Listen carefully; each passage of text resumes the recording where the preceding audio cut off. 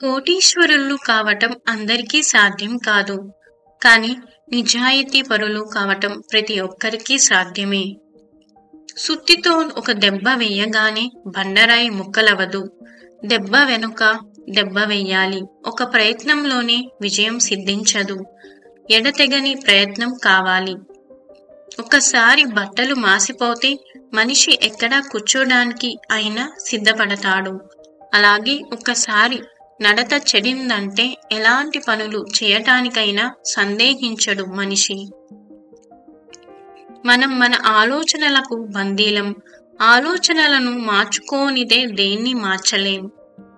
గొడుగు వర్షాన్ని ఆపలేకపోవచ్చు, కానీ వర్షంలో తడిసిపోకుండా రక్షణ ఇస్తుంది.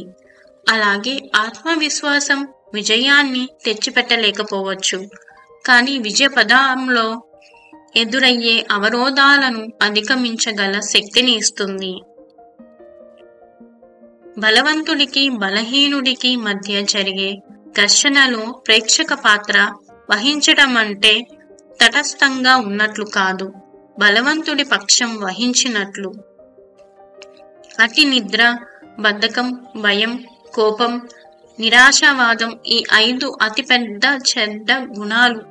వీటిని పొరపాటున దగ్గరకు రానిచ్చిన జీవితంలో పైకి రావడం, సుఖపడడం జరగదు. అహంకారము ప్రతి ఒక్కరి నుంచి, ఆఖరికి భగవంతుడి నుంచి కూడా దూరం చేస్తుంది.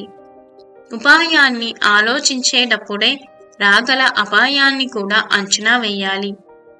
ఈ తప్పును ఈరోజు కప్పిపుచ్చగలిగిన రేపటి దాని పర్యవసానాన్ని మాత్రం తప్పించుకోలేవు. మంచివారు దూరం కావటం, చెడ్డవారు దగ్గర కావటమే దుఃఖానికి నిదర్శనం. బలహీనుడిని బలవంతుడు కొడితే బలవంతుడిని భగవంతుడు కొడతాడు. కాలు తడవకుండా సముద్రాన్ని దాటగలవు, కళ్ళు తడవకుండా జీవితాన్ని దాటలేవు. పక్షులకు కొంత ధాన్యం, పశువులకి కొంత గ్రాసం, మనిషికి కొంత సాయం. ఇదే జీవితం. ఉత్తమ గుణాల వల్ల మనిషి ఉన్నతుడవుతాడు, కాని ఉన్నత పదవి వల్ల కాదు. శిఖరం మీద కూర్చున్నంత మాత్రాన కాకి గరుడ పక్షి కాలేదు.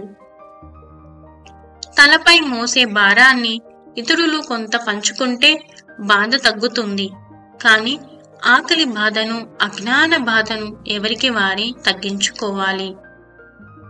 మెరుగు పెట్టకుండా రత్నానికి, కష్టాలు ఎదుర్కోకుండా మనిషికి గుర్తింపు రాదు. కేవలం డబ్బుంటే సరిపోదు, మంచి వ్యక్తిత్వం ఉంటేనే సమాజం గౌరవిస్తుంది. ఎవరి వయస్సుకు తగ్గట్టుగా వారి ఆలోచనలు, ప్రవర్తన ఉంటేనే ఆ వ్యక్తికి గౌరవం ఉంటుంది.